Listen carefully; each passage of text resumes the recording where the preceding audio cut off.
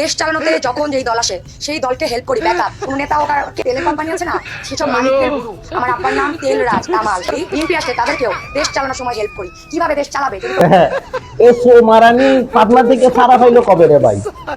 এসো মারামানি বলে যারাই নাকি বলে ক্ষমতায় থাকে তাদের ক্ষমতার থাকার জন্য যা যা করণীয় তা বলে এসো মারারিরা করে।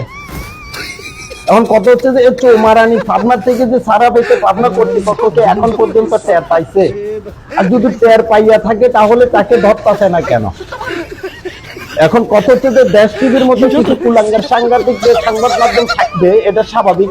এই সংবাদ মাধ্যম গুলো কি এই ধরনের পাবনা থেকে পালিয়ে আসা পাগলি গুলার কি করে সাক্ষাৎ কেন? তার ভাষাকে বলে এনসিপি, তার ভাষাকে বলে বামপি, তার ভাষাকে বলে জাসি, সবাই মিলে নাকি বলে কি করছে, পাহারা দিচ্ছে।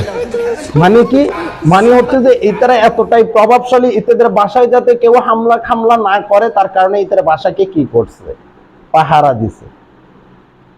কিভাবে কথাগুলা বলতেছে আর কিভাবে আমাদের এই সাংঘাতিক মাধ্যমগুলা এই ধরনের নিউজগুলা প্রচার করতেছে। একটা গর্ভবতী মহিলার যখন প্রসব বেদনা শুরু হয়ে যায়, কখন বাচ্চা ডেলিভারি হবে এই যন্ত্রণায় কাতরাতে থাকে, ঠিক নিউজের অভাবে আমাদের দেশের খয়রাতি মিডিয়াগুলো এভাবে কাতরাতে থাকে কাকে দিয়ে কিভাবে কোন অ্যাঙ্গেল থেকে নিউজ করবে। তখনই এই ধরনের কিছু লুচ্চা লাফাঙ্গা গাবিনেত্রী বা তথাকথিত মডেল বা তথাকথিত চুচিল সৌমারানি গুলার সাক্ষাৎকারে নিয়ে ভিডিও কি করে প্রসব করে, ডেলিভারি করে। এই খয়রাতি সাংবাদিক গুলার প্রসব বেদনা এতটাই নিকৃষ্টতম যে তারা রাস্তা দিয়ে হেঁটে যাওয়ার সময় যদি দেখে একটা অশ্লীল নারী মোটামুটি ঠাক করতেছে, তখনও তাদের সাক্ষাৎকার নেওয়ার জন্য বসে থাকে।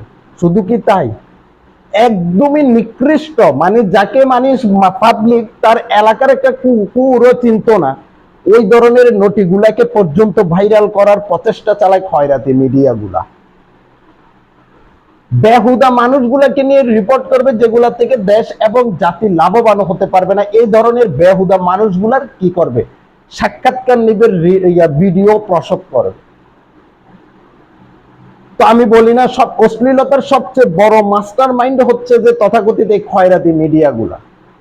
দেখবেন এই মিডিয়াগুলো সবচেয়ে বেশি অশ্লীলতা যে ছড়াইতে পারে তাকে কি বলে, সাহসী লোক বলে।